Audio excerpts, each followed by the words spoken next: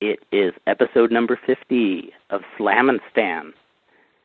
And how do I open it? With just a plain old, this is episode number 50. I don't have any cool haiku or anything. Is Vandal Drummond starting to lose his touch or what? Did he ever have a touch? Will he get a touch? Will he touch you? Only if you're over 18. This is Vandal Drummond, and I am with Alfredo Esparza, the engineer and the grand leader of Slammin' Stan. How you doing, Fredo? You know, I forgot that the music doesn't start, so I was like waiting for the music to start before you started talking. I was like, hey, why isn't the music going? All of a sudden it just stopped. I was waiting to hear either Calle Trece or... 5 years ahead of our time. Or 5 years ahead of my time, yes, exactly. Yeah, I was like, I stayed quiet. I even stayed quiet. I was like, okay, here it goes. See, we're old school. We go to the ring without music and just have an announcer with a bullhorn introduce us. Yeah.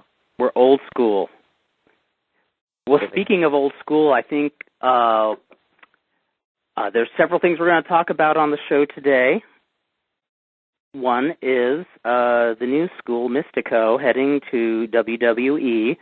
And I don't think I mentioned this yet, Fredo, but when Ryan Doyle joins, we're going to talk a little bit about another LA legend, PAMPERO FIRPO. Okay. Old school legend who graced LA in 1974 and in 1980. And a salute to an old school wrestler who just passed away, Felipe. Today, was it? I'm sorry? Was it earlier today or yesterday? I don't know if it was earlier today or yesterday, but Felipe Hamlee. I think it was yesterday. Yesterday it was. Okay. The passing of Felipe Hamlee, who was the mentor to both Villano 3 and Canek, passed away at the age of 80. One of the guys I saw all over the Lucha Libre magazines when I started picking them up in 1972. And also want to mention a non-wrestling figure in Southern California that passed away, a songwriter, composer, Eddie Brandt, who worked with a lot of people, everybody from Spike Jones to Eddie Cantor many, many years ago. But he was best known here in Southern California for opening up a shop with his wife in 1967 called Eddie Brandt's Saturday Matinee. This was one of the greatest memorabilia stores you would ever see. They specialized in hard-to-find videos, many of which today you could probably actually find on places like YouTube or the Internet, but they still have a plethora of, silent movies, public domain flicks. Dan Farron introduced me to Eddie Brandt in 1994, and that was my first taste of a lot of Hong Kong movies that I had never seen before, a lot of old westerns, Silent Little Rascals. What else did they have? Oh, they had a great collection of Something Weird Video compilations. For those of you who don't know, Something Weird Video is this totally boss company up in Washington that uncovered tons of campy, kitschy, old flicks, including a ton of women's wrestling. Something Weird Video. I'll post the site on my Facebook for anybody who wants to check it out. But I never actually met Eddie Brandt, but I went there many times. His son, Donovan, and a daughter whose name I believe was Heidi, and the mother were always there working away, always bending over backwards, finding you, really cool, rare videos, and a little piece of Southern California has passed. So I want to give a really hearty salute to the late Eddie Brandt, totally rockin' guy. And now, on to other news. Fredo. Now let's talk about wrestling. Yes. Hey, guys. You just depressed us. Oh, Bixie. Yeah. I didn't depress you. I impressed you. And who just signed on? Is this the Bixie Demon? Yeah, you depressed them. Totally rockin'. Bixie, how you doing today? Good, especially since I think you indirectly helped me not win an eBay auction, sell something on eBay for a good amount of money. What's this? Tell us. Okay, well, I had a Starcade 87 program that I just had lying around. I had gotten it years ago. So I decided, okay, I remember Jim Cornette was selling these on his website months ago. I'll try to sell it. I'll list it at $35, buy it now, along with the auction, because, hey, that way after the fees, that's in the range of what I thought I saw it for. And I realized it might help it if I put it in a poly bag with a backer card. And who recently sent me various documents placed in poly bags with backer cards? Why, that would be Vandal Drummond. I am very happy that I could be of indirect assistance. This is like a 6 degrees of separation type of pat on the back. Mm-hmm. Totally rocking.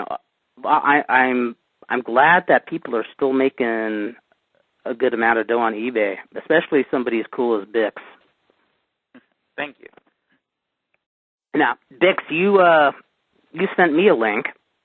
And I was told, once it was no longer late at night, people were telling me it was not what I saw, although I refuse to say what I actually believe, although I will continue to insist that it was what I thought I saw at 1 a.m. On Tuesday night, or whatever it was. Let's first tell people what web page you went to and what item it was, just a general description. Okay, on WWE Shop now,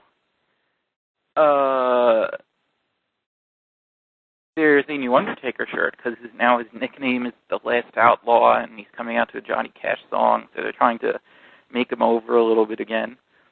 And on this shirt, he's riding a horse. And it's at the very least supposed to be somewhat of a magical horse. Not the type of magical horse that Charlie Sheen might like. A snowy horse. But it had like armor or dragon spine scales, and it looked kind of like it had a horn on its head. I'm thinking, oh my god, oh my god, oh my god. The Undertaker is riding a fucking unicorn! And I must blame you and others who I sent it to who agreed with me at 1 a.m. or whenever it was, that this was, in fact, a unicorn that The Undertaker was riding. And you know what? I did agree with you. I did not see the horn. I will be honest with you. But there is one thing that I can tell you. The Bixie Demon does not lie. That is true. And so, even though other people have confirmed that there was no horn on his head, and even though I saw no horn on his head, I thought, what could be cooler? Aside from Alberto Del Rio, what could be cooler in WWE than The Undertaker riding a unicorn? Oh, God. And not just on a shirt, but to ride out to the ring at WrestleMania with a unicorn. That would be great. I mean, you don't even need special effects. You just have to glue a horn on a horsey. Yeah, you can't do that. I just love that I just heard you say the word horsey. Yeah, and especially with Undertaker on it. An Undertaker on a horsey. Or he could do a nod to Frankie Williams and go out there on a burro or a donkey or whatever. Yeah, I mean, if you look at the smaller version of the picture, it does look more like a horn. Once you zoom in, you can tell that it may, in fact, be one of his ears. I'm calling the horse a he. We don't know if the horse is a he, and WWE, being a family-friendly company, probably would not show on the shirt whether or not it was a he. So now, I do not. Looks like a horn. It looks like a horn from afar. So it looks like the Undertaker's riding a sort of magical unicorn with like dragon spikes on it, and they're thinking, oh man, you know what we need to make the Undertaker more tough and dark and manly? A unicorn. Yes. Okay. Now we ask very little of the listeners on Slam and Stam. But we are asking every one of you to send your cards and your letters, of course, modern-day speech, send your emails and your message board posts that you want to see The Undertaker on a unicorn. At WrestleMania. At WrestleMania. So we are asking, I am going to do this tonight. I will do this tonight. I am going to, use, whatever delusional authority I think I have to send emails to somebody in WWE and say, we want the Undertaker on a unicorn. I love the fact that the very first thing I hear when I pop in is Bix saying, I don't know if the horse is a he or a she. Doesn't it make you feel like you're entering into a fantastical world, Dan? Well, yeah, then it takes now I'm sitting here for a few seconds before I jump in going, now the fun part comes in. Let's try to figure out what this is coming from. And would you believe it was from Bixie and not Vandal? That's true. I like that. I mean, I think they ought to call the horse Chopper. Now, wait a second. Now, Dan, did it get better or worse, though, when you found out that we were talking about whether or not Undertaker was riding a unicorn? Oh, it got better, of course. Anytime you bring up wrestling and a unicorn, I'm surprised of all the stuff, Kurt, we talked about some of the stuff from the South American, the Titanis that's been posted. We were talking about that with the ants last week and the Mummy and Pastor David. Yeah, but I don't think has there ever been a wrestler with like they call the unicorn with a big horn in the middle of his mask? That would be awesome. But I feel like they should have a Minotaur with a unicorn as a valet. I like that. And the Minotaur. Have you ever heard that incredible string band song, the Minotaur Song? Mm-hmm. Maybe we could bring Mantar back. Yeah, it goes straight from the shoulder, I think like a soldier, I know what's right and what's wrong. I'm the original discriminating Buffalo Man, and I'll do what's wrong as long as I can. That would be the most bitchin' entrance music in the history of professional wrestling. Someone keeps asking me how does he listen to the show, and I have no idea. Okay, I realize there's more people listening than usual, but yeah, there's a lot of people. But somebody you go to the page and you click join in if you want to do it live. Can someone yes, join in, and I'm putting on I just put on my Facebook wall that we want to see Undertaker riding a unicorn at WrestleMania. Why don't you guys type that in the chat, because I can't. No, and also if you're in the chat and you're not on the call, actually it probably depends, because I have my phone number or something tied with my account. It shows me as being on the call, and it shows you, and it shows. Yeah, there's a lot of people on here. Yeah, but the point is, when you go to the page and you click join in, it'll take you to the chat thing, which also streams the audio. I know. Fredo figure this out. For Fredo, it shows a lot of people listening right now. There's 8 people right now. Ryan is So did it go up or down when Kurt was singing? I actually called it. Came in right after Kurt was singing. Yeah. Wait. The singing just now. Wait. Wow. Someone laughed. I have been very forgetful lately. Someone laughed. I totally blocked that out within seconds. So far, I think this is the best show we've ever done. This is awesome. Shit, man. I don't know. I mean, what about when we fantasy booked Aluche and K-Manita or whatever it was? Okay, this is the third best, because we also talked about the monster that time, too. That's true. But, I got to tell you, Kurt, that stuff, I don't know. I forgot. I think you were reposting it. The Titanis thing with the Mummy and Pastor David was just unbelievable. Because what this clip is, you need to go find this on YouTube. And Pastor David comes in, dressed like an apostle, and the Mummy comes out, and they go to lock up, and at that moment, the Mummy becomes born again. Yes. And he embraces Pastor David, and then he goes outside, and Pastor David comes into the ring with a lamb. And hands over the Mummy to the lamb. Hands over the lamb to the Mummy. Yeah, that's the other way around. That would be cool if the lamb carries the Mummy out. And the Mummy carries the lamb out, and I swear to God, I kept thinking, oh God, he's not going to slam the lamb into the ring post and eat it or something. No, actually, did you see the one lady? There's a lady who runs over as he's going about through the curtain with carrying a Bible. And thrust it out for him. I didn't notice that. I swear that's what it is. And I kept thinking, oh my God, who would bring a Bible to a wrestling show? Now, well, that's the thing.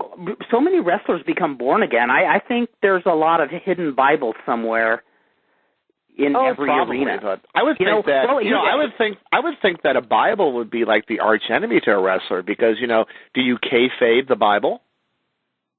Not till you retire. Then you swing the Bible around everywhere you go and write books about how you were found. And well, I do know the follow-up to the Mummy versus David Pastor. Oh, what is that? They were meeting in a tournament, and so this was a semifinal, and David El Pastor,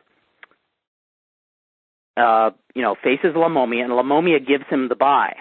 So he gave La Momia to keep as safekeeping the lamb. And the next week, David El Pastor wrestles whoever the heel was. I can't remember which bad guy he wanted, but I guess these bad guys wanted to do harm to his flock. So David ends up defeating the heel, and then when he defeats the heel, La Momia comes out with the lamb, safe and sound, and gives him back to David El Pastor. So he was giving him to La Momia to watch over. Now, wouldn't that be the cool? More people would read the Bible if a mummy watched over flocks of sheep. Well, like I said on Facebook, and a little mummy will lead them. A mummy carrying a lamb will lead them. That was classic. Yeah. And tell us, Kurt, what do you know about the ants? I had never seen them before. They were really popular for a while. The first time I saw them was on a tape Tom Burke sent me. The tape is, the video quality itself is really shoddy, but it is one of the greatest things I've ever seen in Titanes in El Ring.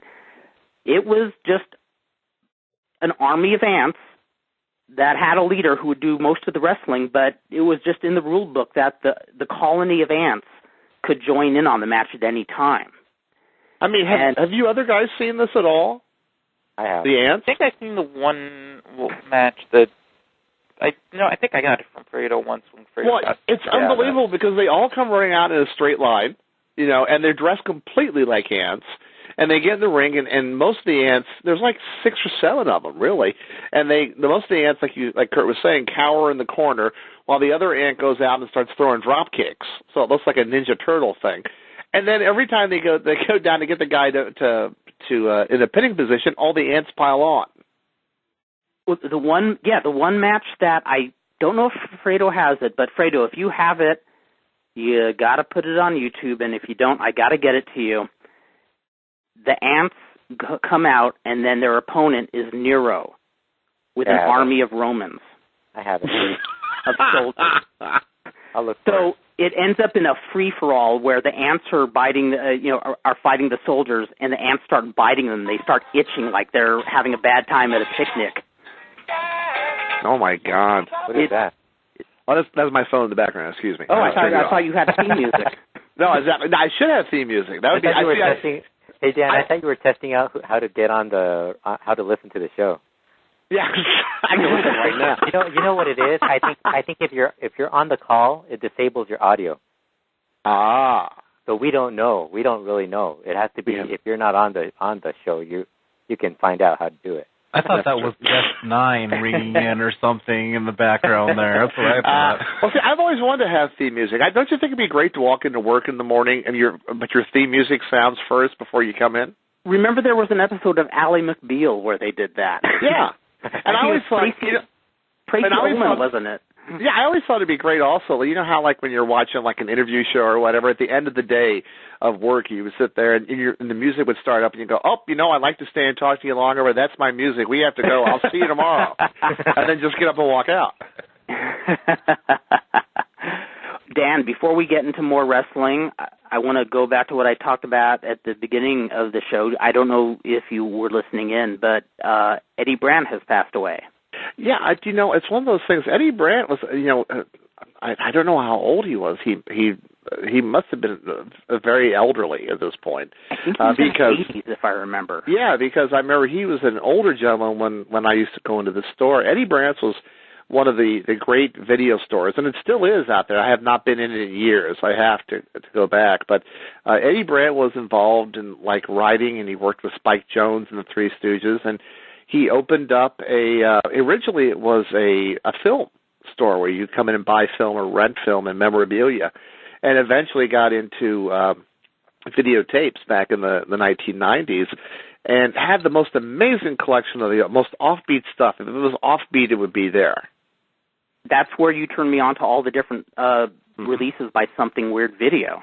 Yep, all the Something Weird Video releases started out there, and then all of a sudden, you would go to this glass case in the middle of the store that would have, all the new releases. And, like normally you would go to the new releases area, and it's like, 3 or 4 blockbusters. But you would go to the new releases area there, and it would be like some silent films, it would be a serial, it would be some offbeat TV series and some B movies and stuff like that. So it was impossible. It was one of those places it was impossible to walk through there without renting something.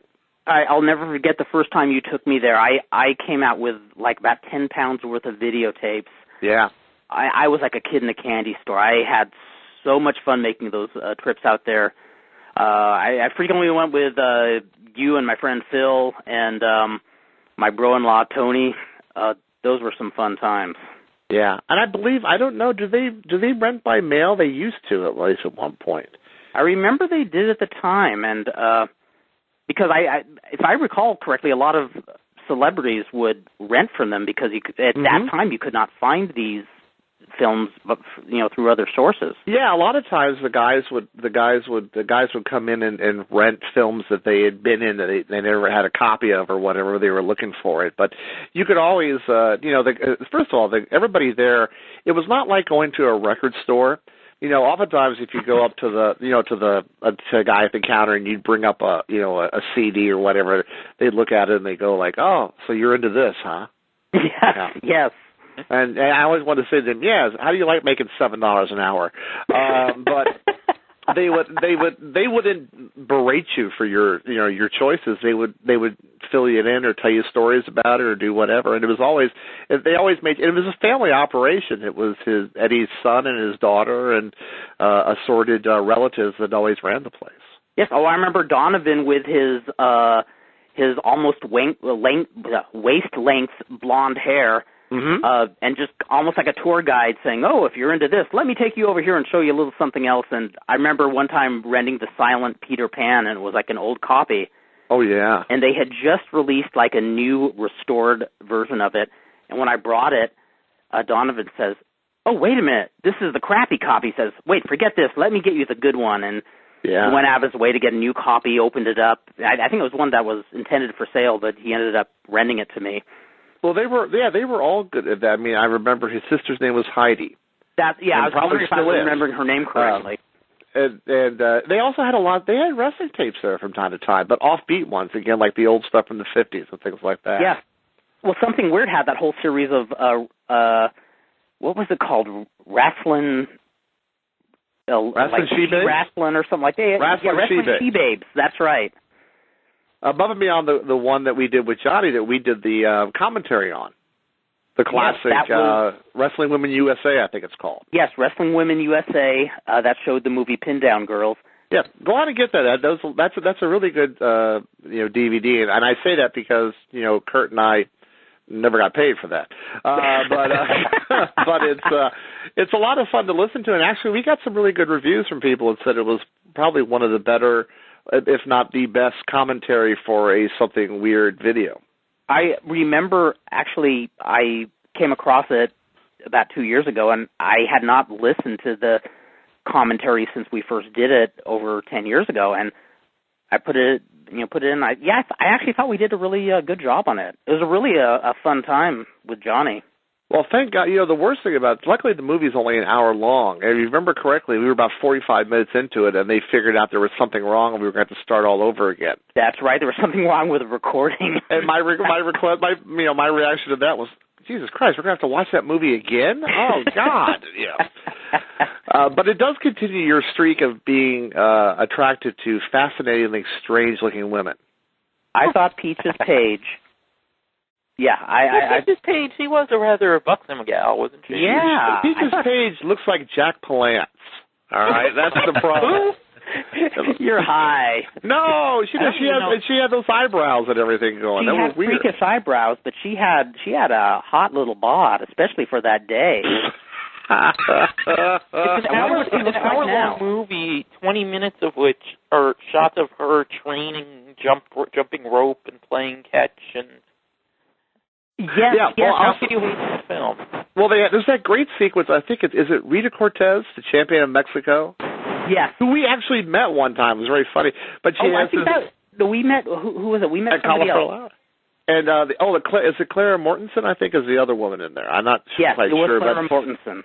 But it's hysterical because there's this one great sequence where she's talking to Mike Scally, the evil promoter, and she goes, "No, I will not throw the wrestling match. I do not do that. I am a professional wrestler. I wrestle clean." You know, it was hysterical. It was like the worst accent you've ever heard.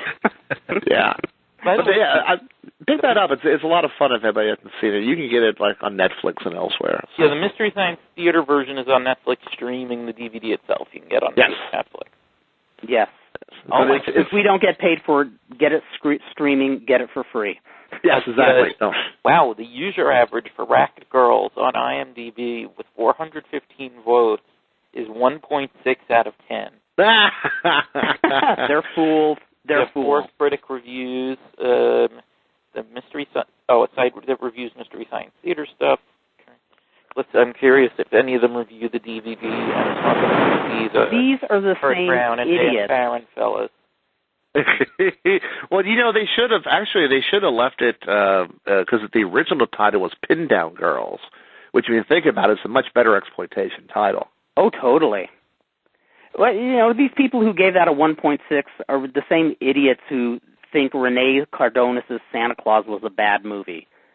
That was one of the greatest movies ever made, especially the dubbed version. Once it was dubbed into it was dubbed into English. It was almost as good as Johnny Sacco and his Flying Robot. And there's some horrifyingly lapse of good taste in there once or twice. Oh, totally. That's the best part about it. The scariest part about it, That's like when they had a revival of the R Gang and the Three Stooges in San Francisco a while back, and they advertised them uncut with all the racial stereotypes and violence. Oh, God, yes. Oh, you can watch the original trailer of Racket Girls on IMDb. Do you know what's fun? Oh, my God, this is great. Oh, have you never seen it, Bix? Let me. The trailer? No. Oh no, the trailer is hysterical. I think the trailer actually is down as Pin Down Girls. I think, or at least has one of those things there. Well, it has in brackets. It says Racket Girls, and then in brackets Blonde Pickup. Oh, that's another title they had for it. That's not unusual back then. Life in the Raw, as they show the girls in towels. Never before has Hollywood dared to bring to the screen such intimate scenes, such revealing close-ups, such pent-up passion. There you go. This is all text. Now, for the first time on our screen, the strange, twisted love life of a gorgeous, amorous, blonde pickup. A gorgeous and amorous? It's fierce, yet feminine. It's rough, yet intimate. It's raw, yet authentic. So I hear theme music again. For the first time, blonde pickup. That was one where they obviously did that one without the wrestling crowd in mind. They did that one just basically. Yes. Shocking intimacies in the privacy of their dressing rooms. Ooh. See what happens when the cruel and crafty lords of the underworld try to make gorgeous gals of the ring their slaves. Is that the music to the trailer I hear in the background? Yeah, wait, what were you saying? No, it's Dan's phone again. Yeah, it's my phone again. For the love of that was the trailer. I had the trailer music going, and now they show a clip from the movie of where Peaches Page is getting her naked massage from. There you go. This, you know what? I don't think I ever watched the whole movie. I don't think this is in the Mystery Science Theater version. Yeah, you have to take. It only runs about an hour. It really, truly only runs about an hour, but it's definitely worth seeing. And actually, if you take a look at it, I think actually a lot of things that happened in the dressing room in that movie actually did happen in professional wrestling at one time or another. Oh yeah, easily. In fact, it's a very toned down version of what's his face, the guy who. That's what I was just trying to say. I just had an all-involved Billy Wolf. Yep, exactly. That's who I was trying to fish for his name in my mind. Oh. Well, you know, it's interesting. Every couple of years, I'll start Googling just the various names in the movie. I was able to find information about Clara Mortensen, and, you know, the other players. The only information I was able to find on Peach's page, other than that movie, was her name on a booking sheet for Jack Seffer. That's the only other information I was able to find on a Peach's page, and who even knows if it was the same Peach's page. And she also won an Oscar for City Slickers. I still don't see the Jack balance. I'll admit her eyebrows were freaky. Maybe she looked like a Martian woman or something, but, you know. Well, she had those Catwoman from Mars eyebrows. Those are bitchin'. Those are so cool. Is she still alive? No, like I said, I couldn't. How would we know? Yeah, we tried to find information. Nothing. What was her name? She'd have to be in her 80s if she still was. Yeah. Hey, what was her name again? Peach's Page. Oh, wait, we have memorable quotes listed. Joe the jockey. And don't forget about me. I'm Joe. Hi, Joe. Joe. I get it. Anything that's small is cute. Well, that's me. Don't you know? Good things come in small packages. Joe the jockey then openly staring at Peach's breasts. That's my way of thinking. Vix, you missed your calling, buddy. You should have been doing voiceovers. Totally. This show is worth it just to have Bix reenact the scenes. Okay, now somebody's voice is echoing pretty badly. Somebody's echoing. I think that was Dan, was it? I think it was me. Dan's echoing. It's because I Dan's starting to talk in the third person. I stepped into Carlsbad Caverns for a moment to make a phone call. Have you ever been there, Dan? Have you ever been to Carlsbad Caverns? Yes, I have. Yeah, it's nice, huh? It's very nice. Yeah. And that's all I have the to say. The second item of the day is Carlsbad Caverns. Okay, has anybody else here been to Carlsbad Caverns? We're done with that conversation. Well, I would like to say I have never been to Carlsbad Caverns, but I was in Carlsbad, California on September 26, 1972, and while my parents were looking at the beauty of the beach in the evening and the ocean, I was watching Channel 13 wrestling, Eric Froelich versus Mr. Saito for the Beat the Champ title. And if you wonder why I remember the date, I was very shocked when Steve Johnson sent me that audio CD of Channel 13 wrestling. Oh, that's why you know. I was going to say, that seems a little strange that you pull that up so quickly that way. Yeah, it blew my mind when I was listening to that CD he sent me, and the main event on that show was Eric Froelich versus Mr. Saito, because I remember watching that. I remember the finish and everything. Boy, Eric Froelich had that 1970s look about him, didn't he? He had those sideburns, you know. Yeah, he had like those 70s porn star looks. Exactly. And the big furry white boy afro. That's right, yeah. And one of the barefoot boys. Now, we have Ryan on, don't we? Sure do. Awesome, Ryan. Just enjoying this conversation, where it's going. You know, speaking of wrestlers with big afros. That's right. You and I said we want to spotlight the wild bull of the Pampas, Pampero Firpo. We have someone else. There's someone else on the line too. Who's northern middle Tennessee? Oh dear, is Tux Newman there? What? It's somebody who's going to hang up real quick when they realize you called him out. So it's going to be probably. Jeff Walton lives in Santa Monica, California, but Tux Newman, doesn't he live in Tennessee still? Ah, see. You figured it out. It's Pampero Firpo calling in. So maybe he shows people who are listening. I guess somebody spotted him chasing Kamala through the woods of Tennessee. You know, it's interesting. We're talking about Pampero. I did not piece together the oh yeah of his and the Macho Man, you know, coming out with the oh yeah. I didn't, for whatever reason, I knew that he did the oh yeah forever in the 70s. I had no idea that Macho basically took that from him. I don't know why I didn't piece it together. In fact, you want to hear another story of foreshadowing the Macho Man is when the Win promotions were going on, Ricky Yataki was telling me they were cutting some interviews, and they had Tim Talltree cut an interview. I don't think it ever aired, but he just went ballistic in front of the microphone in essentially what was a Macho Man Savage impersonation. And then afterwards, I think it was Billy Anderson said, oh, great Macho Man Savage impersonation, and Talltree just responded, nope. Macho Man Savage is impersonating me. And I can't remember where he said he found it. He came across a tape pre-Macho Man Savage where Talltree was actually pretty much doing the same routine. Yeah, Kurt, I've always been fascinated by your Tim Talltree impression, which makes him sound like Droopy the dog from all the old Tom and Jerry cartoons. Oh, yeah. I remember meeting him. Or one of the two. Yeah, I think we were both 19 when I first met him with my friend Lloyd, and I think we tried to go to an Ozzy Osbourne concert that was sold out, but the whole time it was just it's so funny because he was such a dynamic wrestler, just wild, high-flying moves, and just, electrifying, but you talk to him and says, yeah, man, how you doing? It was all that peyote smoke, that's the reason why. Yeah, exactly.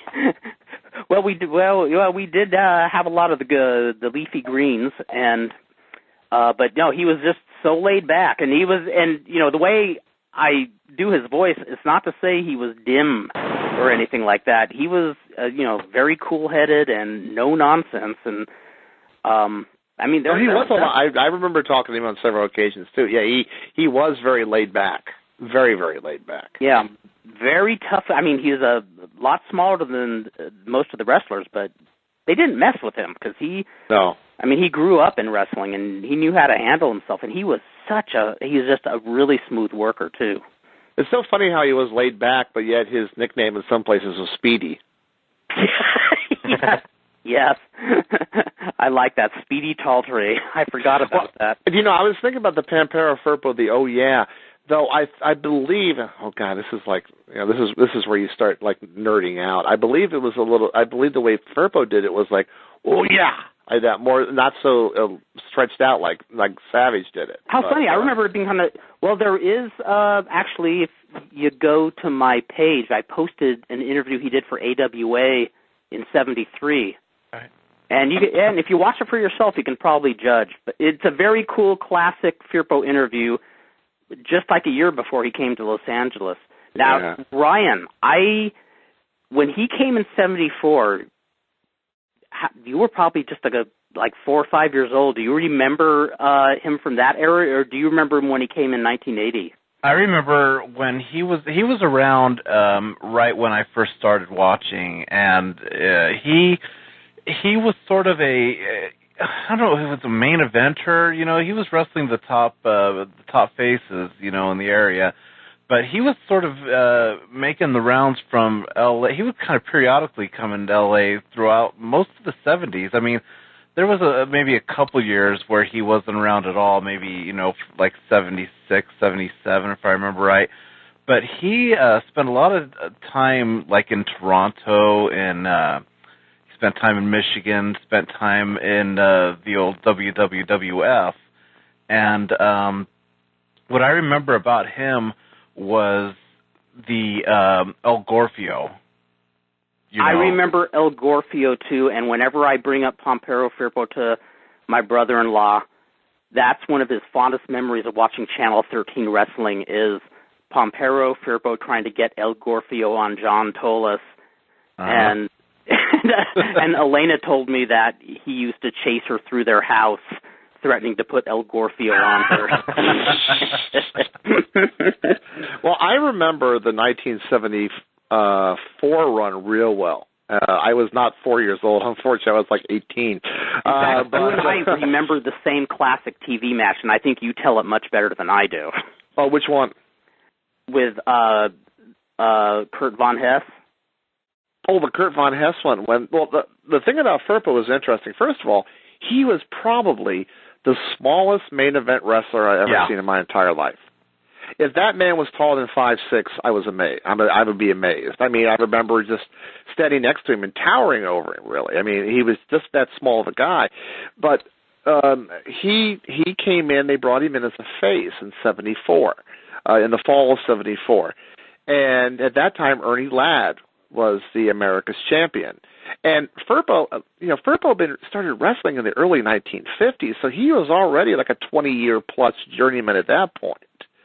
And had wrestled. He was actually wrestled under the name The Missing Link at one point when he first started out. That's right. And I actually came across an old boxy lucha magazine from the mid-'60s where there are photos of him as Rasputin. Yeah, and he was actually the first America's champion. Or actually the first one, but yeah, I think he either was the first or the second America's champion. I remember he beat Ted DiBiase Sr.'s dad. Oh, wow, really? Yeah, Meyer Mike DiBiase. He beat him. And he had runs in and out. He seemed to come into L.A. every 3 or 4 years. Yeah. I remembered him. I know that he had a short run with the WWF against Pedro Morales, but he only hit like the big cities like Madison Square Garden. He didn't come out to the smaller areas. I always read about him in Wrestling World magazine because he was always out there either teaming with or fighting the Sheik in the Detroit area up in Canada. Right. But they brought him in, and it just seemed so weird to match him against Ernie Ladd. And what a size difference. As we look in hindsight from the way both people like Jeff Walton and Chavo Guerrero talk about Ernie Ladd took great pride in putting over smaller guys. Unusual for a wrestler, but very cool. Yeah. But it was interesting because I guess Ladd was on his way out very quickly, and it was so funny because here Ladd had battled Andre the Giant to a double DQ and had beaten 600-pound Man Mountain Mike, and the guy that beats him is Pampero Firpo.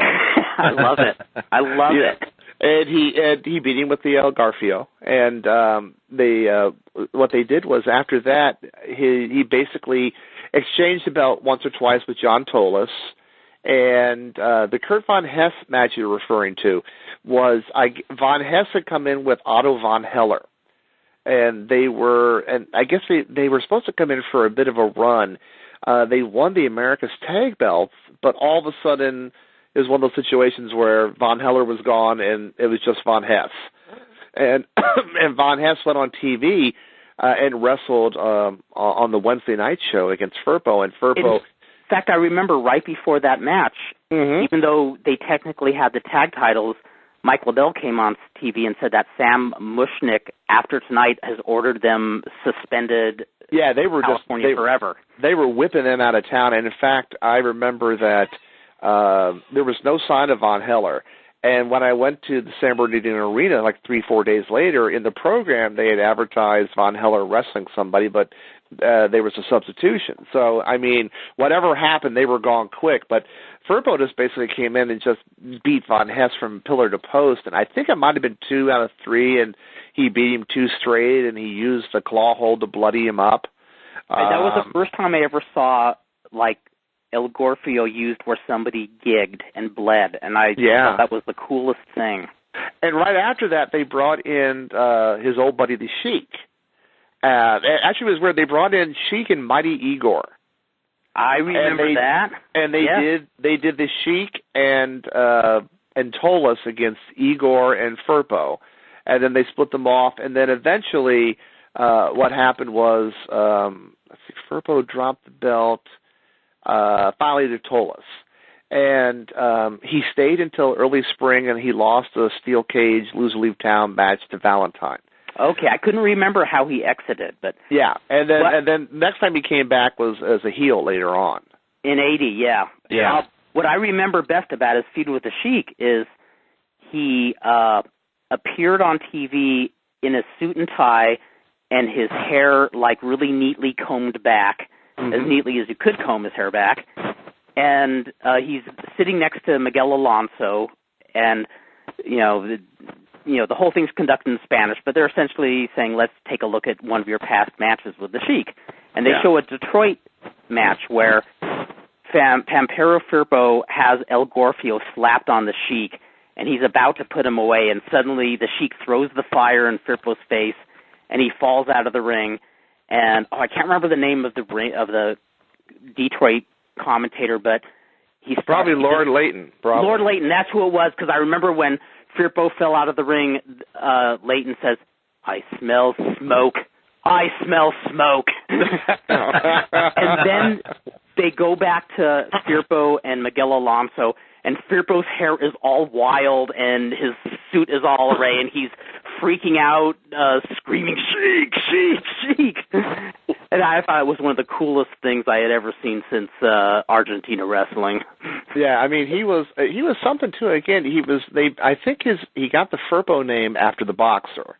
Yes, Luis Firpo. Luis Firpo, who was I think also called the Wild Bull of the Pampas or something like that. He was trained by Rudy Dusick, one of the Dirty Dusick brothers, back from the 1930s and 40s. So he really was kind of one of the early guys that would do a lot of hardcore wrestling. He was not real, a real hole for hole type guy. He was more of a brawler, always was. And I remember as a kid, he was the first promo that ever scared me. I don't know if it was the quality of his voice. Tolis and Blassie, they were entertaining. They were, but they weren't scary. His voice as a kid scared the daylights out of me every time. Besides the fact that it was so gravelly, he also, every word he said sounded like one syllable, and he spit it out really hard. I remember with Sheik, he would go, "Sheik, Sheik." Yeah. Like that, and to say it really hard and fast that way.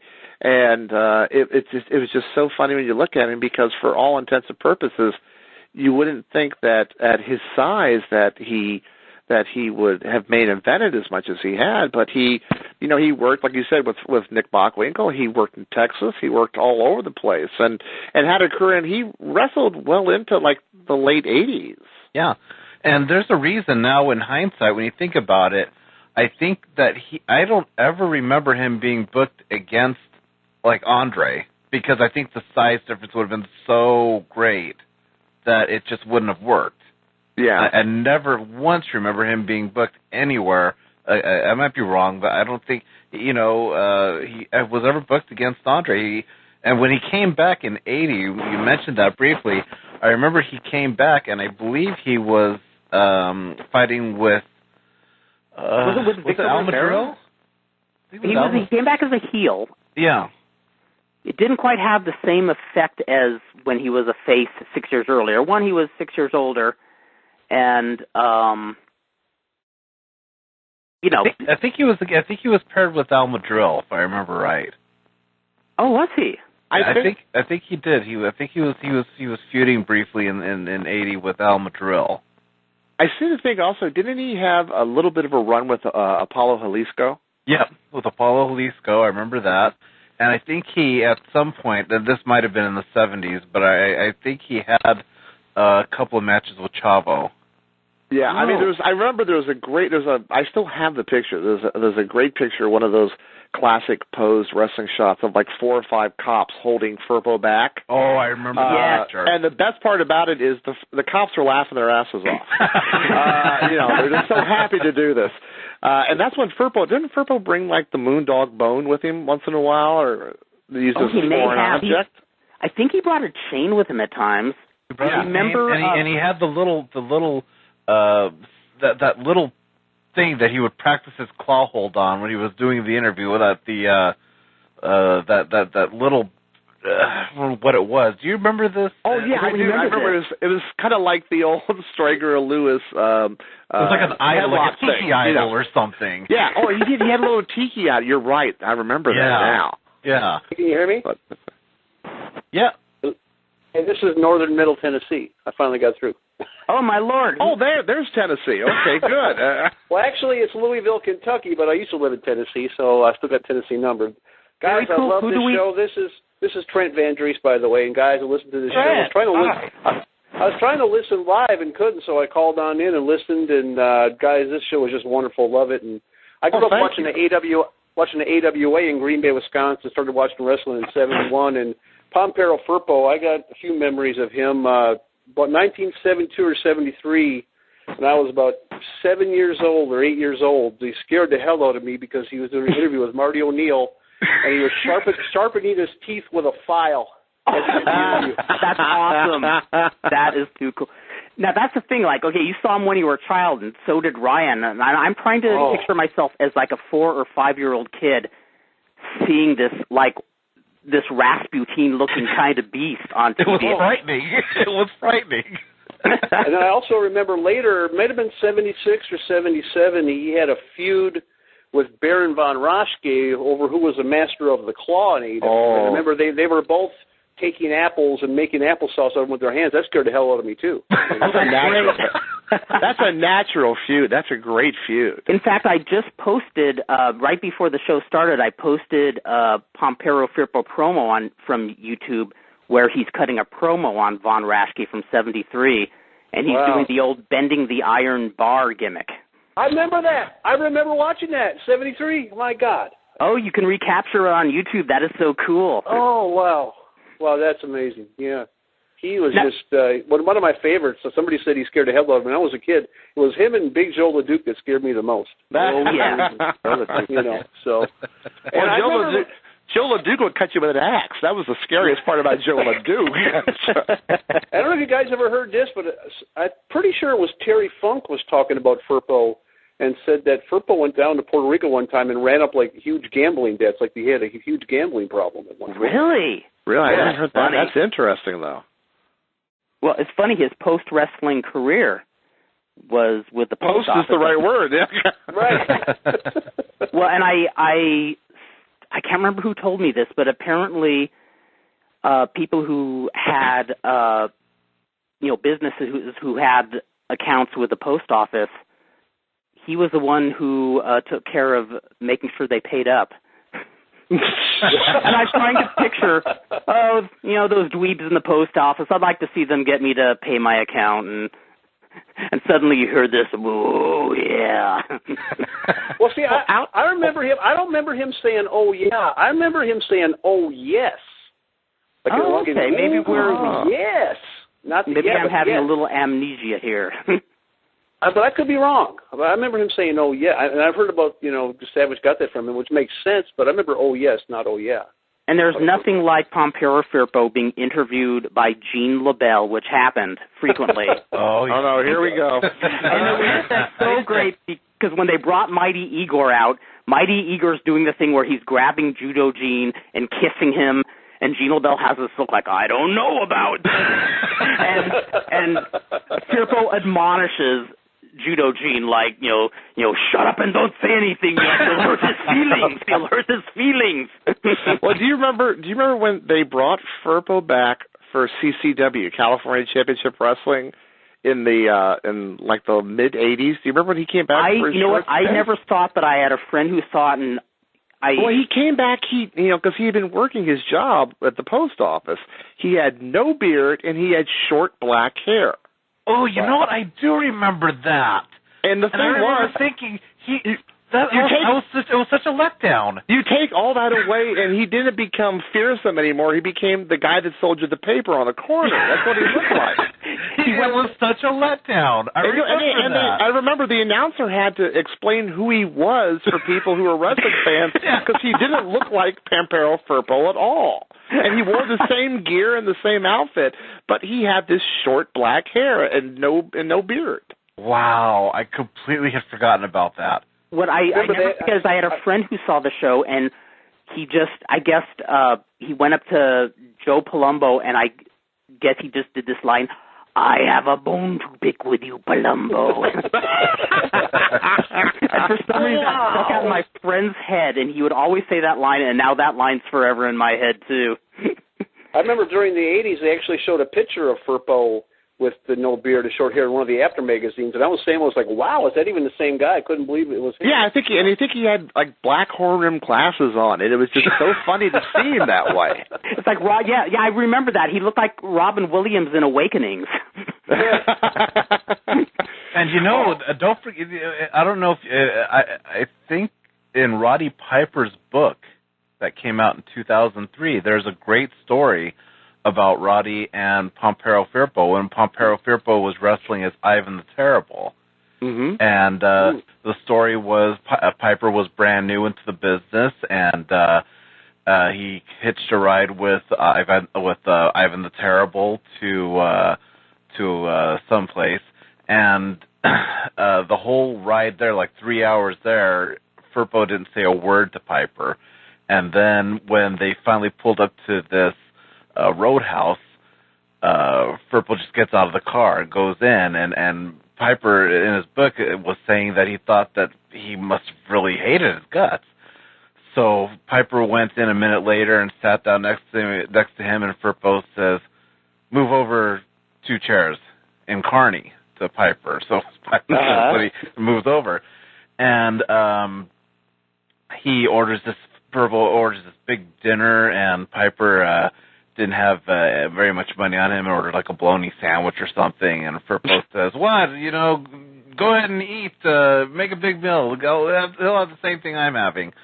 And they both are having a big meal, and then towards the end of the meal, Firpo acts as though he's having a heart attack and is clenching his chest and has Alka-Seltzer, a piece of Alka-Seltzer in his mouth, and looks like he's foaming out of the mouth. So he immediately, he's telling Roddy, "Get him into the car, and get me to a hospital." So Piper's throwing him into the car, and in his book he talks about how he slammed the car door on Firpo's leg, which pissed him off even more. Oh God! And they peeled off, and they're about a half a mile away, and Firpo just calmly sits up into the car and spits out the Alka-Seltzer and says, "Oh, free meal." That's great. Oh, and Kurt, I checked while we were looking here.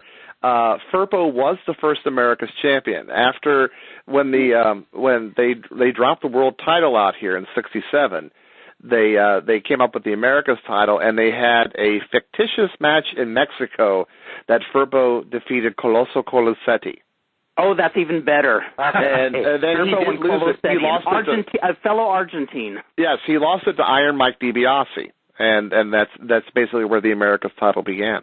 Okay. I always wanted to see a fictional wrestling match in Brazil or Mexico or Hawaii or Rio de Janeiro, those ones they would always have. Or Albuquerque. Yeah. Yes, Albuquerque. That would be a great place to see a fictional match. Yeah, exactly. I think sometime I'm just going to bring a lawn chair someplace and park it in the middle of the field and watch a fictional match. You know what? My favorite one is it's from World Class, where it was like the Super Destroyers won the American tag titles, and I forget who left the territory or whatever, but they beat Roddy Piper and someone in a tournament in Detroit. Oh, yeah. I have on tape, I have the promo where Akbar is explaining it. I remember the first time, as a little kid, I called shenanigans is when they introduced Frank Monty, and he was teaming with a jobber called the Outlaw, and they said Frank Monty just defeated Bobo Brazil for, some title in Boston. And even as a little kid who was gullible for everything, I just went, bullshit. Well, I remember when the WWF brought back their World Tag Belts in the early 70s and gave them to Tarzan Tyler and Crazy Luke Graham. I think it was Detroit also. They announced that Graham and Tyler had defeated the Sheik and Dick the Bruiser in the finals of a tournament. Oh, and you're trying to picture Sheik, the Bruiser going down first. Or my favorite one still was when they did that change when they first brought Chavo Guerrero in, where Louis Tilley, who was the booker at that time, was the America's champion, and all of a sudden that Wednesday Ernie Ladd held the title, and they announced that Ernie Ladd had defeated Louis Tilley in Philadelphia that past weekend. And I'm going like, well, wait a minute, that's WWF, and I can't imagine why would Louis Soleil go defend the title against Ernie Ladd there, you know? Now, excuse me for a second, it was actually better than I remembered. Brody and Kerry Von Erich were the American Tag Champions. Brody was injured. Then Roddy Piper and Bulldog Brower won a tournament in Detroit, only to promptly lose the titles to the Super Destroyers in Indianapolis. You know, Dan, we could have kept Cal International going if we just have fictional cards.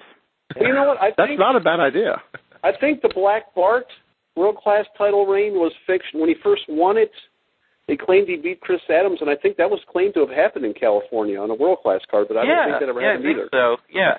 Yeah, the World Class. They were going to try to come out here. World Class was at one point because their show had aired out here forever, and I still remember from I've said this before, but I love this spot. They brought the Fantastics on, who were supposed to be from the City of Angels, right? Yeah. And they were here, and they were doing this whole big thing about we're coming home to California, and there's two of the thickest Southern accents you ever want to hear in your entire life, you know. And could you imagine them trying to do Southern that? California. Yeah, that's what it was, yeah. That's right, that's right. I'd love to see them try to pull that gimmick. Then Chris Adams came on and said, Los Angeles, do you remember me? And I thought, yeah, you probably owe half of it lost money at that point. You know, Hey, Dan, I got a question. Yeah. Didn't World Class have a show once at the Anaheim Convention Center for when you mentioned that they were supposed to. But it never happened. It never happened. Okay. It was one of those series of, you know, there always were shows that were supposed to happen out here. I remember even at one point the women, the LPWA was going to have shows out here and all this stuff, and then for whatever reason they didn't happen. But they even had an office in Hollywood. Yeah, they did. I mean, you know, we had the independent shows throughout the 80s, and you know, we had the CCW. We had the UWF when they first expanded, had a couple shows at the Olympic. Yes, that's right. But that was about it. What I remember, though, is Kevin Von Erich continually going on TV and saying, we're looking forward to coming to California. I have a lot of friends in Chino.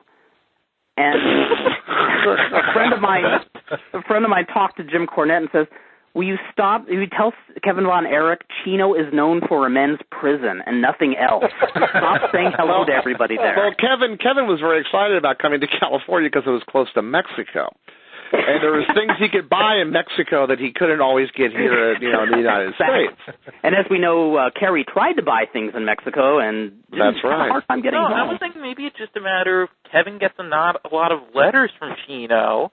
Because maybe the population of the prison because he wrestles barefoot. That's the reason why. Strapping a good look. Hey, just random question. Did Chris Adams first debut in Los Angeles when he first came to the United States? Is that where he first? Yes, he actually. I believe so, yeah. He debuted in San Pedro, of all places. Wow. Where Carl Lauer at the time was working with the LaBelles, and that was his very first appearance was in a little movie theater called The Strand. Right. And he was judo Chris Adams. That was the whole big push they had for him. And you talk about a person who was really unpopular with his peers. Oh yes. I mean, just badly. And with reason. Really?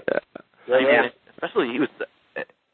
One thing I was thinking about the other day, I was talking to someone about how when you think about how good a match he had at that one Starrcade where they did the International Tag Tournament, where he teamed with Norman Smiley against Conan Rey Mysterio Sr., and he got a big pop and everything. He was any other person who had a name like him and could work like him, get over like him, would have had a job after that show. Yeah. Yeah, well, it's fascinating about Chris Adams because he was so, I always love listening to Steve Austin try to find the proper words to talk about the man who trained him. When he talks about Chris Adams, trying to find out, going around that stuff. But, that's one of those things that's really frustrating because He was. He's one of those guys you never hear anything good about. You never hear anybody ever say anything good about him.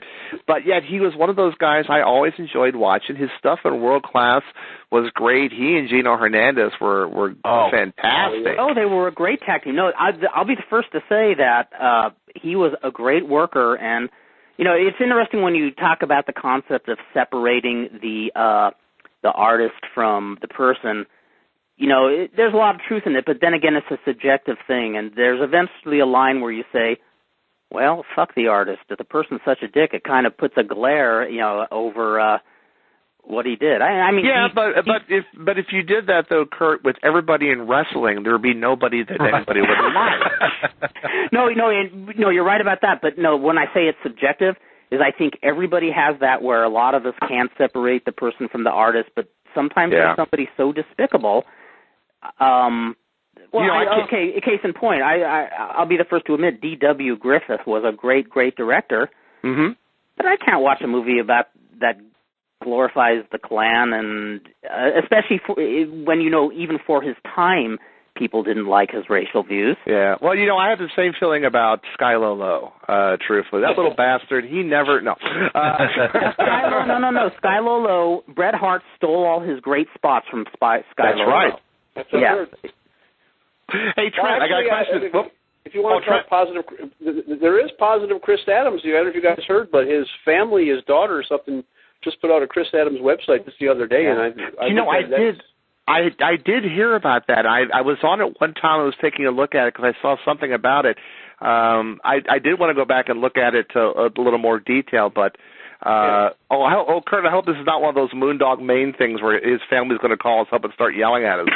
Well, here's the problem. If they did that, they would have to call a lot of people up and yell at them. Yeah, that's true. They'd have to be calling people. I mean, that's the only reason I really even said anything is because it is no secret. Yeah, that's true. Hey, Trent, I got a question for you. You said you grew up on the AWA? Yes, sir, in Green Bay. Yeah. And in Green Bay, so you were like right in the middle of the territory there. What are some of your memories as a kid? I mean, because you guys had some of guys like Von Raschke and the Vachons who were these great characters. I mean, my wife even, who's been suffering with me, being married to me for close to 30 years, sometimes will look at me and go, "It's a dog-eat-dog world," like Vachon. But what do you remember from the AWA when you first started watching? Well, gosh, I first started watching in '71. One of my early memories was when the Crusher knocked Mad Dog into the ring post and Mad Dog severed an artery on television. And the Crusher, what I noticed was the Crusher cigar never left his mouth at any time. Even if he never lost the cigar. It was amazing, I mean, gosh, I could go on and on, so many memories. I always gravitated towards Dick Bockwinkel. He was awesome. And what a great guy. I've met him on a couple of occasions. He is just the classiest guy in the entire world. Yeah, and I think best all-around worker ever. If you wanted the guy that just had everything, there's nothing the guy didn't have. I mean, I would vote for Bockwinkel. Nobody ever mentions him as a best worker ever, but what didn't he have? I always gravitated towards him. In his day, back in the 80s, everybody just had the most complimentary. I mean, he was appreciated back then. Heenan and Bockwinkel were amazing together. And I will tell you, my very first live show was in 1976 at the Brown County Ring in Green Bay. And I walked in, and I was surprised by how small the ring was. But I sat next to some Laotian people, and they were speaking their native language. But all I heard was but all I heard was Bobby Heenan, Bobby Heenan. So I know that Heenan was very over, even with that crowd, So, and he was just such a fantastic. I remember the Weasel Suit match. Classic. And that match was so good. My grandfather, that hated pro wrestling, had to go pay to see that shit. Awesome. Bobby Heenan actually sold my wrestling-hating grandfather a ticket. That's how great. Wow. Now that's something interesting. Let's go around the horn here real quick. Among the guys here, what's the first main event you ever saw live? Well, mine was May 4th, 1973, and the main event was Ripper Collins and Gordon Nelson, the champions, versus Ray Mendoza and Raul Reyes. And Ray Mendoza, I mean, that was one of those times when it was the first time I ever saw him wrestle, and I just thought, oh, my God, here's somebody who's above most of the others. The guy was just so incredible, and just I wish I, at the time, knew enough about the biz that I could appreciate what a good wrestler Gordon Nelson was, because to see him and Ray Mendoza, it was mostly heel versus face double teaming stuff, but if I could go back in time and see a match between two good technical wrestlers, Nelson and Mendoza, I think, would have been totally bitchin'. Ooh, yeah. Now, Fredo, we're going to get to you in a minute, so wake up. But Ryan, go ahead. And babyface won, and so I was very happy. Mendoza and Reyes won the titles that night. Ryan, what do you remember? I remember being the very first show that I can actually remember was a show that had the Battle Royal, so it had to be in January, and I want to say it was in 74, I believe it was, because it was a Battle Royal that I believe Andre won. So that would have been 75. Was it 75? Yeah, Black Gordman won 1974. Yeah, and I was there at the one that Andre won in 75. That's awesome. Yeah, I remember that. That was That's a great first one to have. Yeah, that was awesome. That was so much fun. Yeah, Bix? Hulk Hogan against Earthquake in a stretcher match. No Oh, my way. God. That was your first match? There was a stretcher big enough for Earthquake? I sometimes forget how young this cat is. Yeah, I mean, I was barely 6. Wow. And That's it. That is cool. He did wrestle on the card against Big Boss Man in a ball and chain match that went 39 seconds.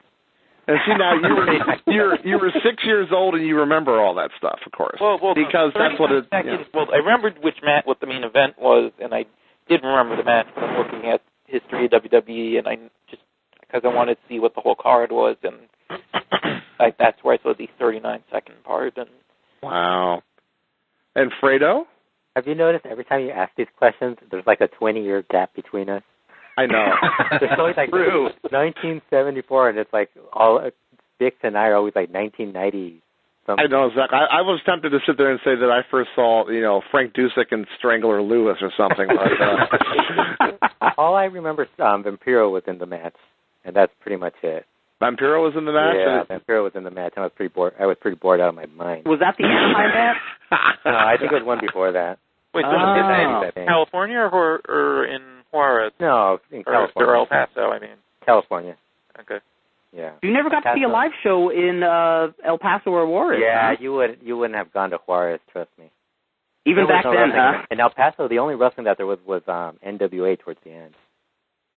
Now, which, now there were so many groups down in Texas. We had other things to worry about. Which, now, that wasn't Bosch? Was that World Class? Who was there? Well, before, there was World Class, but I was a little kid back then, but towards the end, it was the NWA. But Crockett? It wasn't Bosch. It wasn't Bosch, it was Crockett. That's right, okay. Yeah. Yeah, before that, El Paso probably, I guess by that point, would have been just World Class and maybe... Yeah. Yeah. Maybe. It pretty much died towards the end. It was already done. Texas was such a fascinating area because there were so many different, between, the Von Erichs and Funks. And Bosch and Funks and Doc Siegel and all those guys that, were down there. But the last couple of years that I lived there, I mean, wrestling was already dying. Like from 87 up to 89 or 90. It was already dying, so all you had was USWA towards the end. Yeah, I remember one of those tapes that came out. It used to be when wrestling became very popular in the mid-'80s, like anybody who had wrestling footage would release it. With no rhyme or reason. And there was some great stuff from Bosch. I still remember this match, and I haven't seen it like 25 years or whatever it was. Dusty Rhodes versus Ivan Koloff, and it was a coffin match, and inside the coffin was a snake, a giant boa. I don't remember that part. Wow. Now, Trent. Yes. You live in Louisville now. You grew up in AWA territory.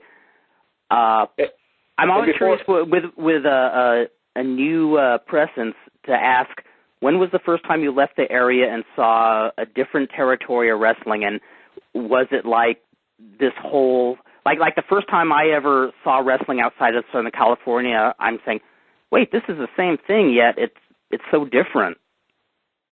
Well, that's kind of a trick question. I'll try to give you a short answer. By the way, the first main event, my first live card, was Nick Bockwinkel versus Billy Robinson. So, oh my God! Oh, awesome! You win.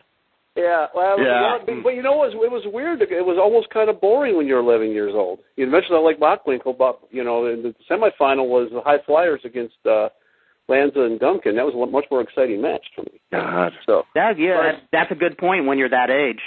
But the first non-AWA card I saw was right in Green Bay. It was an independent show, and it was mostly guys from AWA that never had won a match. Me and my friends couldn't believe these guys could win a match. Oh, like KJ and George Godasky? Yeah, well, it was awesome. It was Armando Rodriguez. It was Cesar Pabon. It was Herman Schaefer. It was Rocky Tom Stone and these guys, and Ben DeLeon. But that's not really different. The first totally different one I saw was I moved to Nashville, Tennessee, and I went to a USWA card, and that was a completely different world than the AWA. Oh, God. Oh, yeah. And I think the first one I saw there was, the main event was Eric Embry versus Jerry Lawler in a cage match with Toji Yamamoto on the outside of the ring. And the crowd was so different. The place was blue with smoke. It was hillbilly hell, you know. It was a very different vibe. The matches weren't as good, but there was just a totally different energy, you know, for those shows and the AWA shows. But, yeah. And gunfire in the parking lot afterwards. And I remember. Not to get off subject, but over the years, I probably saw old Tim Ernesto wrestle around Nashville probably 50 times. So I always enjoy your Ernesto stories. And my first meeting with he's still Ernesto, wrestling there. He still wrestles. My first meeting with and I don't know him well, but he was teaming with Jeff the Crippler Daniels, and they had a team called Disturbing Behavior, a very good tag team. But I met Ernesto, and I said, "How you doing, Tim?" He goes, "Hey, man, do you know where the rats are?" That was my first meeting with him. That's the better impression. That's the better impression. That's a great impression. That's very good. So, yeah, but... Is he? Maybe once a year I'll see his name turn up somewhere. Does he surface? He still wrestles.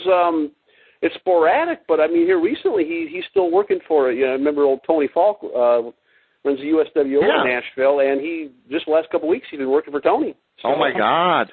Tell him that if you ever run into him, tell him both Ricky Ataki and Billy Anderson would love to get back in touch with him. They talk about him frequently. He was. Yeah, Wrestle Reunion. They mentioned him at Wrestle Reunion. They wanted to get in touch with him. Well, maybe you guys can expound on this briefly, but the story around Tennessee surrounding Ernesto in California was a story where some big musclehead in a dressing room was knocking some guys, some smaller guys, and maybe the guy doing a biker gimmick or something like that. Yeah. But didn't know anything about working, and he went to the ring, and Ernesto left the dressing room and said, "It's time to fuck some guy up." And I guess he did. That is exactly true. I know several guys who were in the dressing room.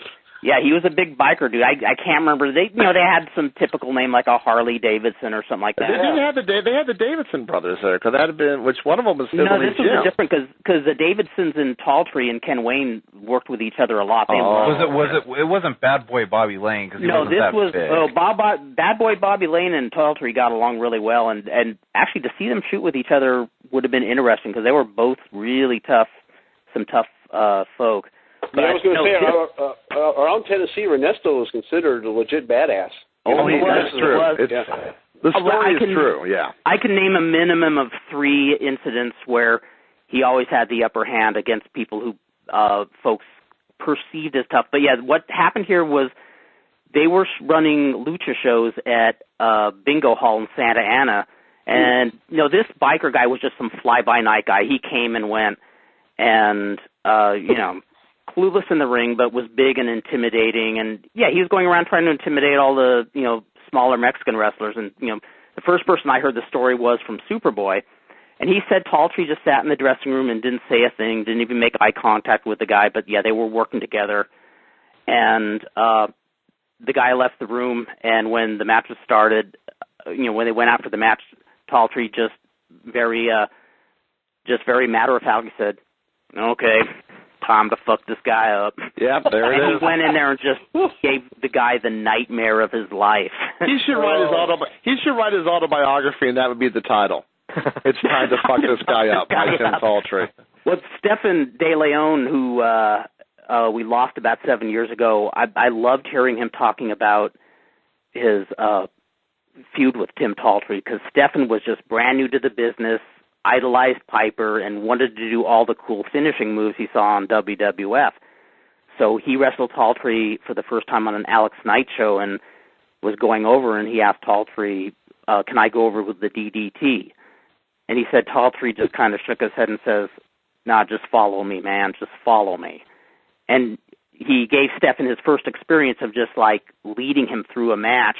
And he said he was very stiff with him, just kind of took him to school a bit, but put him over clean. And then he went on to be Stefan's hero. If Stefan could be here and speak now, I'm not shy about saying this because I think he would.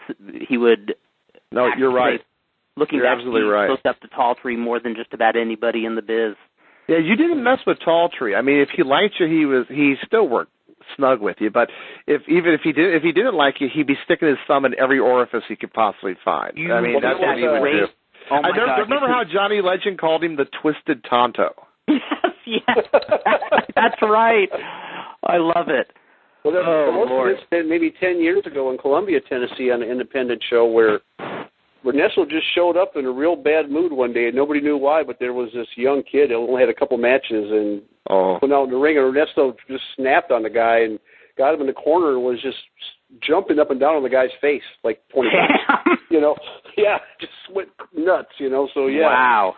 Don't mess with Ernesto would be a good adage. No, it's true. Now, does he still have the long hair? Yeah, still got the long hair and still wears usually like jean shorts with a black top. And he was doing, I don't know if he still is, but he had a gimmick going in Tennessee for years where he would cut a guy's head with a saw. He was doing that quite a bit. Oh, my God. Wow.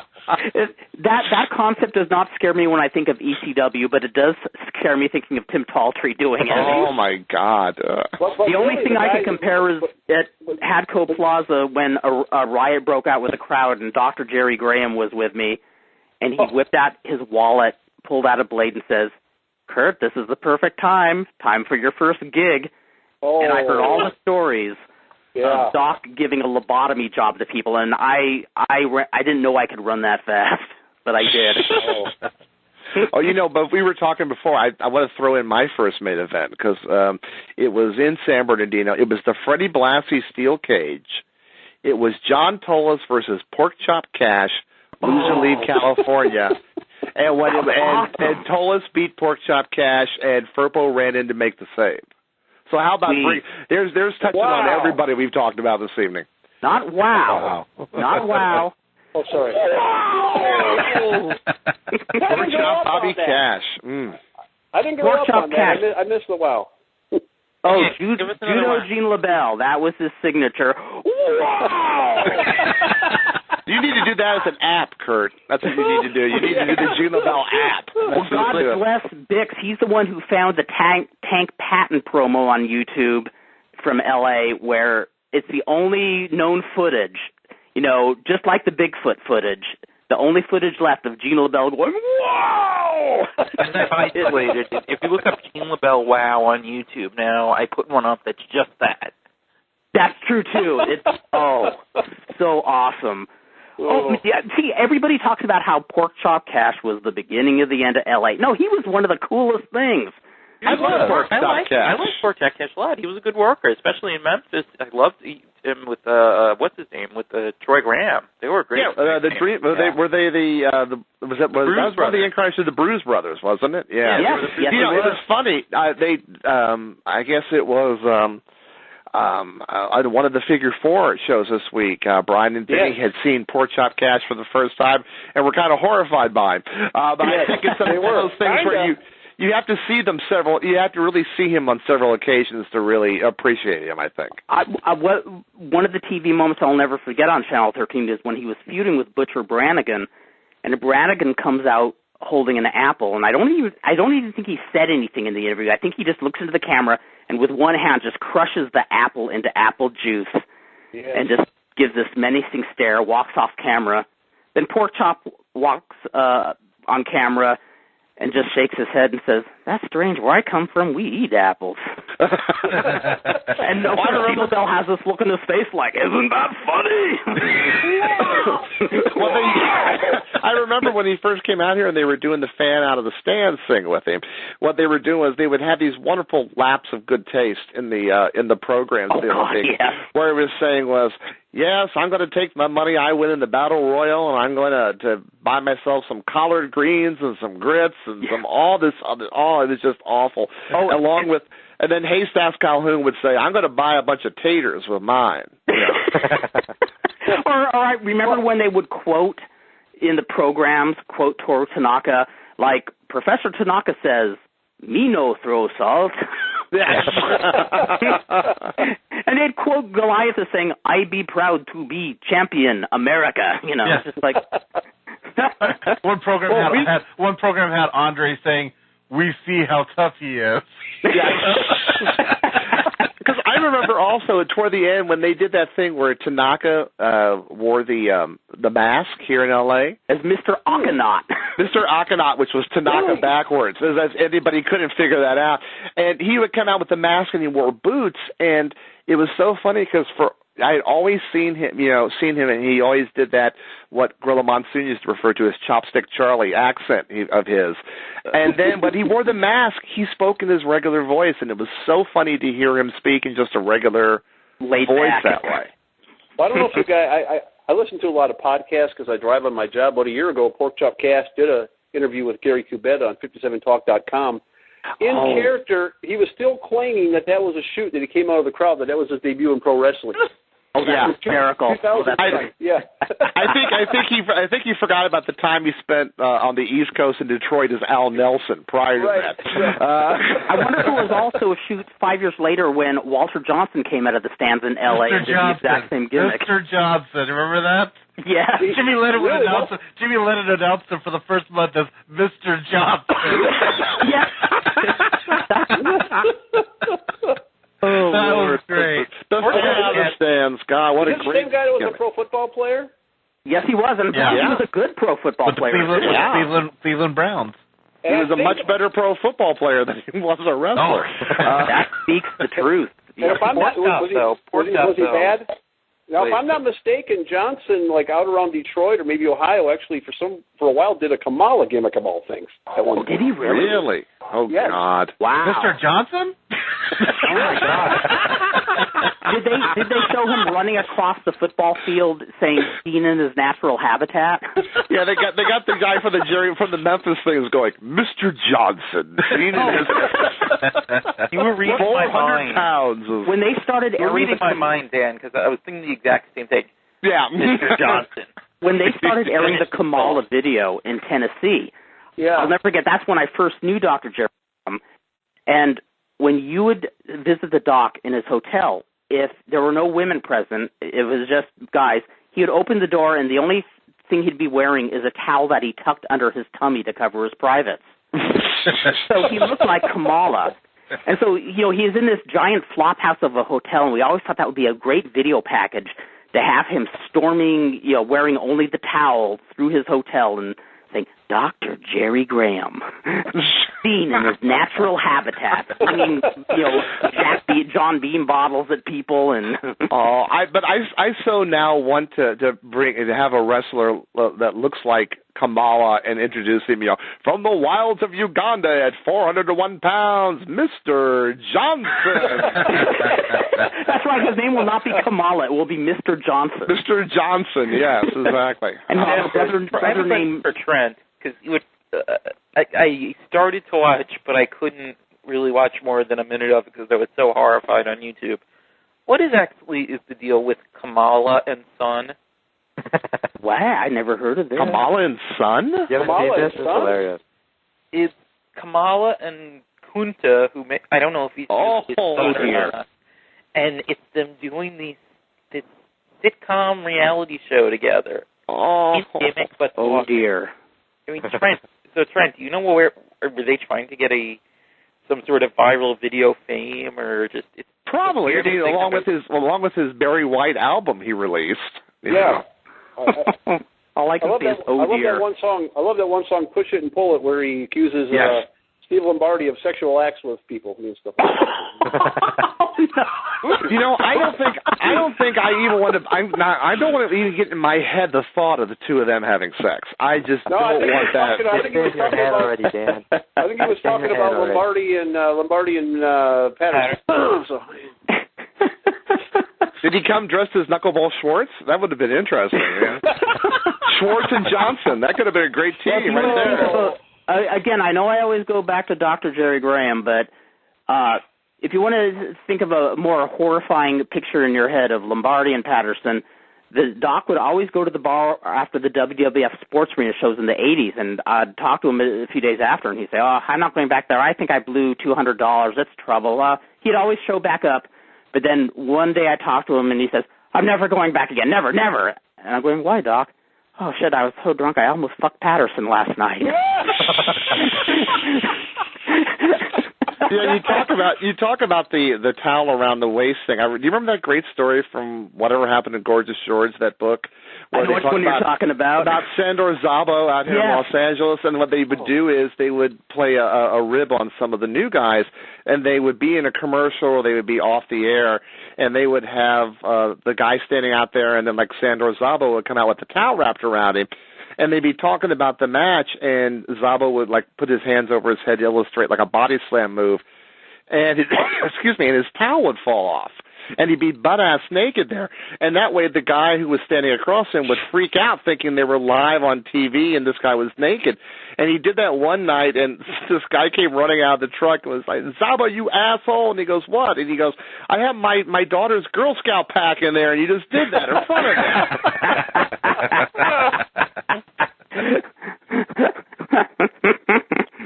Wow. Too much. Schwartz and Johnson. There we go. That's the one I got to see. Walter Johnson, Mr. Johnson, seen in his natural habitat. He has to have a brother named Zachary or something like that. So just tell me, I'm just curiosity, like who was worse, like Walter Johnson or Magnificent or Zulu? Zulu was bad. Zulu was really bad. Zulu was really bad. That's what I understand. So. Yeah, Zulu looked impressive, and he was the times I met him, he was a friendly guy, but he was just clueless in the ring. I mean, let me ask you a question. Who was worse, Zulu or George Wells? Oh, Zulu. Great. George the Catman Wells wasn't that horrible when he was wrestling in L.A. I think it's probably just because the fact that he just really couldn't do an interview that I always remember. He couldn't say matches in mid-south. I actually saw him wrestle on the 1977 Battle Royal show. He wrestled Alfonso Dantes, and that was next to Dory Funk and Chavo. Oh, well, best match of the night. Maybe I'm blinded by the old thought of Master G from World Class. Awesome. Especially since he came in after Butch Reed left. Yes, exactly. Butch Reed leaving and Master G coming in, that's a letdown, no matter how you take it. He did that in what was it, Mid-South, wasn't it? When he first showed up? Was it Mid-South? It was somewhere down there. I'm sorry, you're right. It was Mid-South. He was in Mid-South, then he was in World Class afterwards. Yeah, Master G. Remember. Yeah. In World Class. World Class, he was with Percy Pringle. Now, okay, this is my next idea. Incredibly Strange Wrestling. I want to base a wrestling character off Dr. Bernhard Schwartz. We already did. We had a guy called the Abortionist. What are you talking about? Oh man. Oh. Well, if you're gonna do that, could you do a Dr. Sahorian too? Yeah. I think Dr. Schwartz and Dr. Zahorian are the same person. If you ever, they could be like the Twin Devils. I would have fall out of the ring and they'll trade smocks and jump back in and wrestle. That would be so cool. Yeah, if you want a team name, how about like something like Malpractice or something? You know? There you go. No, that would be one guy. That could be one guy's name, Malpractice. Yeah. But Kurt, didn't Dr. Bernhard Schwartz, didn't he have like he had an office in Compton, right? And didn't he perform abortions? That's what I always heard. I had heard that. I don't know if that's true, but I had heard that.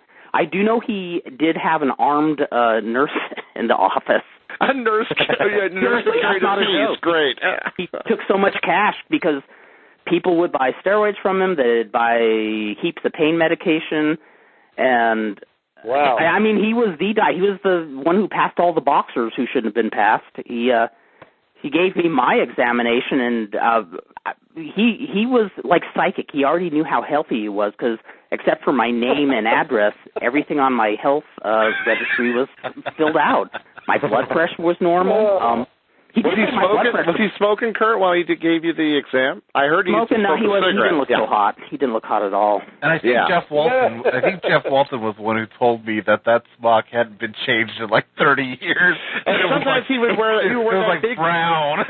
He'd wear that big brown jacket with the fur lining on it. Do you remember that? Sometimes he would wear that over top of the smock, and he wouldn't even take it off on TV. Yeah, even on the boxing shows where you think they'd try to have some semblance of respectability.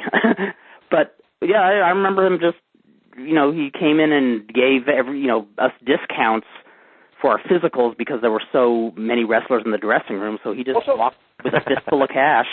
So Kurt, just let me ask, is there actually such thing as Monsel's powder? Does that exist? Yes, there is. Yeah. Oh, yes, there is. What it was like a diptych pencil, the same quality material. It used to be used for boxers to keep like cuts and wounds closed. They stopped using it. I can't remember what the reasoning was, but apparently probably because if it gets in your eyes, it messes you up. I was going to say, it's known to cause extreme vision problems. Yeah, exactly. Well, the deal was, I think, isn't or at least the story, the way one of the people told it was that LaBelle or Blassie or Tolish or someone goes up to him and asks, is there anything in here that could blind a man? And that was it, huh? Yeah. And Dr. Schwartz said, my cigarette. That's what it would do. Well, I suppose at the time the Freebird hair cream wasn't available. So yeah, that's right. I always thought that was the weirdest thing. That I mean, I know it's supposed to be fake that the hair cream worked. Yeah. But it always seemed weird for a Bill Watts book-run company that you'd have all these angles built, that the biggest angle in the history of the company was built around the Freebird hair cream. Yeah, it does seem very, I figure it has to be like Ken Mantell or somebody like that sold him on it. He did a gimmick like that in L.A., Ken Mantell did. Yeah, did he really? That's what I'm thinking. At the time, well, what's his name was booking at the time, the official booker, Buck Robley, right? Oh, God. I do not know. I think so. You probably know better than I. But there's a lesson there. You can take all the athleticism, all the grace, all the plant, but nothing works like a good fistful of powder or hair cream to get an audience in there. Well, hey, Kurt, was it scary to have Dr. Schwartz tell you to turn your head and cough? He didn't even do that. The only thing he did was take my blood pressure, and he didn't even look to see what it read. And I'm not joking. He just wrapped it around my arm, squeezed it, and was looking at the form. He probably figured like it was one of those Warner Brother cartoons. As long as it didn't pop off the top or whatever, you were fine. Yeah, as long as my head didn't explode while he was pumping it. Yeah, and then he just says, "Oh, okay, what's that Mexican's name over there? Bring him over," Wow. You know what this reminds me of? Any of you ever seen that thing I put on YouTube of Lawler and Lance Russell and the Indiana Commission doctor? No. I must check it out, though. Okay, look up named it something like Lawler and Lance Russell Prank a Doctor. And I'm not sure if I should spoil it or not, but it's from a tape. It's from that tape of outtakes, promo outtakes and stuff. In fact, I will look at it as soon as I sign off, and we really should sign off now because. Well, how about we'll talk about it next week? I won't spoil it now. Okay, yeah, let's go look that up. Oh boy, we have homework. Yeah, we have homework, and let's all remind each other that's what we open the next Slam and Stand with. I think we know who's not going to be doing his homework this week. Yeah. The one who's talking the most. Hey, wait. Why, I oughta. One of these days, Fredo. Fredo doesn't say much, but when he does, he gets to the meat of the matter. He doesn't mess around. Well, wait till we tell Vampiro that you saw him in your first match. You don't remember who he was wrestling. Dan, when Kurt was saying if it was the one from Anaheim. Yeah. That main event was with Mil Mascaras, and I actually missed the main event because I had to go to the restroom. I watched the entire card, and then when Mil Mascaras came out, I went with my sister, and I told my sister, hey, I'm going to go to the restroom. And she's like, you're going to miss the match. I go, no, I won't. I get back, and they ended the match in a DQ or something, a count out or something. Oh, God. Well, they had Adam Pearce was on one of the shows. Was talking about Mil Mascaras. He had just teamed with Mil Mascaras down in Mexico. Oh, yeah? Or he wrestled against him. He didn't team with him. But he said that if you want to see him without the mask, he looks like Barney Miller. You know, Coach. Well, wait a minute. Now that's not right. He said somebody on Barney Miller. I thought he said that. I had heard also Wayne Newton. Is what he kind of looks like Wayne Newton. I did actually see him without his mask when he was in his mid-40s when Tim Flowers gave him a ride to the airport. He was actually a very handsome dude. That's what I hear. Yeah. Wait, so are you saying Hal Linden was not a very handsome dude? I'm saying Hal Linden and Mil Mascaras are the same person. That's what I'm saying. Still alive? And Fish is Dos Caras. That'd been a great. That would be his theme song. Yeah, coming to the ring. That would be great. I promote it for him. Hal Linden? Yeah. Yeah, he's still alive. I think he's fighting. I think Hal Linden passed away. No, he did. No, He's 59 years old. Is he really? My brothers and I used to always think that one character in Barney Miller looked like Superfly Jimmy Snuka, the one guy on there. Jack Sue? You mean? The black guy. Yeah. Black guy. Ron Glass. Thank you, Ron Glass. Ron Glass looks like Jimmy Snuka. I don't see that. Wait. Are you talking about what's his name? Wojo? No, not Wojo. No, the black guy with the big hair. Yeah. Okay. We used to watch him, and then whenever the intro of that show would go, whenever he come up, we go, oh, Superfly Jimmy Snuka. I think he's dead too, isn't he? I think he died. Ron Glass. Did he really? The funniest Ron Glass role I ever saw was he was in an All in the Family episode where he's one half of a team that comes to fix Archie Bunker's refrigerator. And both Archie Bunker and Meathead are recounting their encounter with this guy. That's right. Oh, Ron Glass still alive. I remember that episode where Archie's making out like he was so innocent and nice to the guy, you know? Yes. Remember that? Yeah. And he portrays Ron Glass as this like black nationalist who says black is beautiful, baby, and Meathead portrays him as like this poor Uncle Tom like character. Yeah. Who Archie bullies around. It was a great episode, and Ron Glass was particularly hysterical in that. Also, I don't know if half those guys are alive or dead. All I know is I don't know how Jimmy Snuka has stayed alive.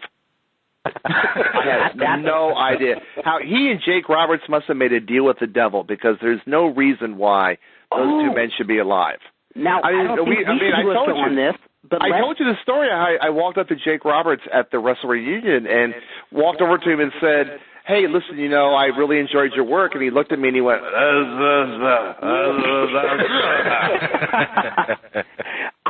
got to write Brian Alvarez and have that be the subject for his next Figure 4 After Dark. How they stayed alive. How has Jimmy Snuka and Jake Roberts stayed alive? Yeah. And then the next episode could be like multiple uses for Monsel's powder. And was it put in the hair cream? Was it? Brian contacted you, Kurt, about doing the show? No. No. He should. I'm just wondering because I don't know what I'd talk about. I'd be fascinating whatever I talk about, though. I mean, come on. Dr. Leach talked about what it was, transhumanism or something like that. Well, that was some pretty cool stuff. I could talk about the Robert Kennedy assassination.